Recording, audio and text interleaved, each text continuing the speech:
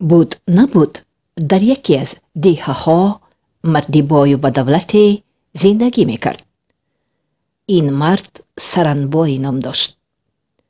بایگریش خیلی زیاد اما خودش خیلی خسیس. روز او به شهر به بازار رفتنی شد و صبح بر وقت از خواب خیست و تمام خواجگیش را از نظر گذراند.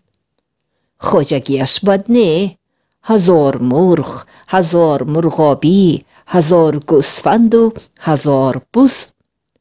غله‌دانش هم بد نه، 100 خلطه آرد و 100 خلطه برنج. او میخواست که برای خودش برای راه توشه تیار کند، زیرا راه تا شهر دور بود. اما دلش نمیخواست که از بایگریش دانه یکی کم شود. آخر اگر او یک بز را کشد 999 تا باقی میماند کو. این کم، خیلی کم. رقم 999 تاق، کم، فکر میکرد او.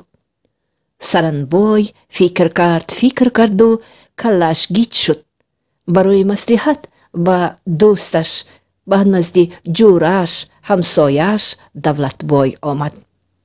دولتبای خسیستر از سرنبای بود، لیکن زیرک و عیار و مکار. همسایه زیق نشو، علاجش را میابیم. پگاه زینت هم به شهر می رود.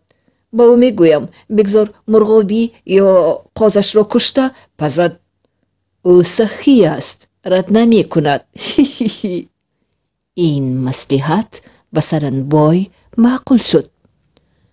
او دویده به نزد همسایه دیگرشان زینت آمد. گوش کن همسایه جان، شنیدم که پگاه به بازار می روی.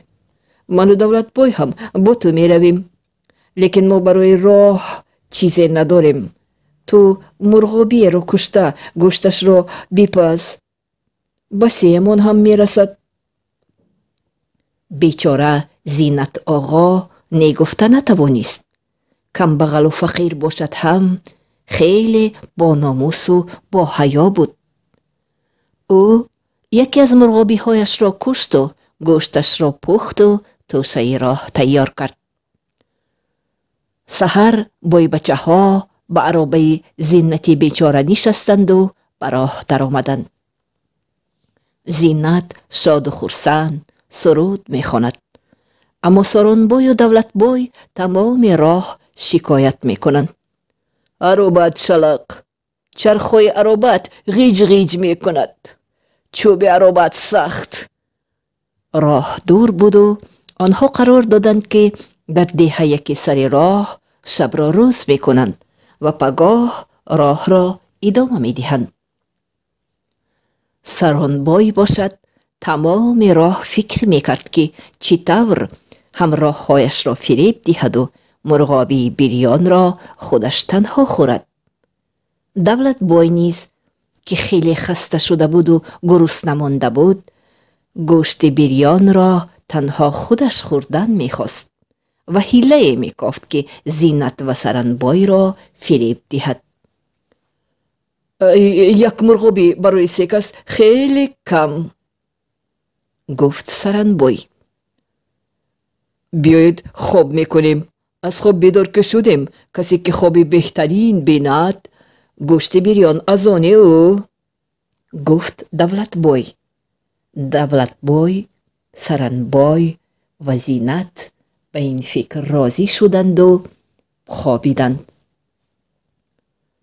تمام شب خواب سرنبای و دولتبای نبرد.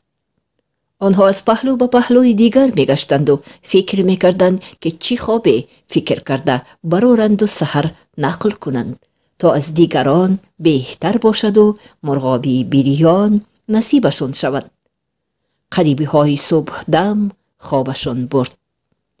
صبح هر 3شان از خواب بیدار شدند و سرنبای زود به نقل خوابی دیدش سر کرد.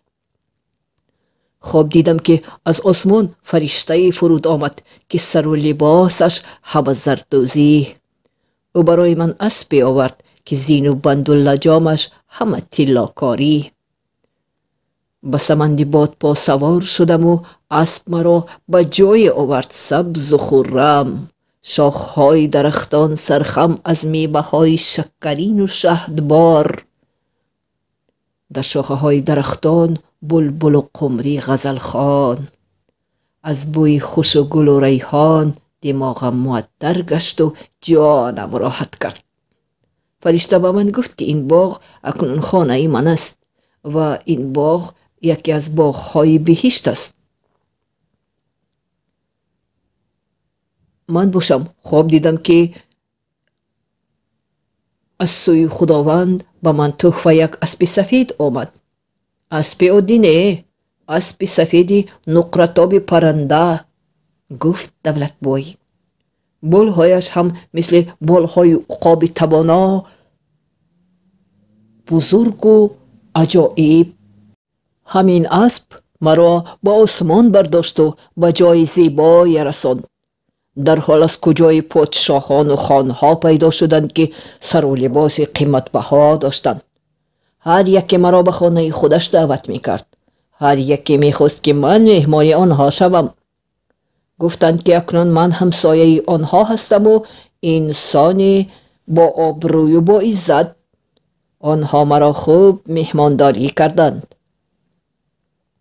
دولت بای نقلش را به آخر رساند و به سوی زینت چشم دوخت. بای ها میخواستند که او خوابی دیدش را نقل کند. آنها دلشان پر بود که او از خواب آنها خوابی بهتری یافته نقل کرده نمیتواند. زینت باشد اوهو اوهو گویان گلو افشاند و گفت کارتان آمد کرده است بای باباها. یکیتان در باغ بهشت بودید، دیگرتان را در آسمان پادشاهان ضیافت دادند. من باشم هیچ خوابی ندیدم. فهمیدم که بعد ضیافت جنت و ضیافت پادشاهان شما سیر و خرسند می آیید. خیستم و مرغابی بریان را گرفتم و خوردم، زیرا می ترسیدم که آن حیف می شود. من آن را پاکیزه خوردم.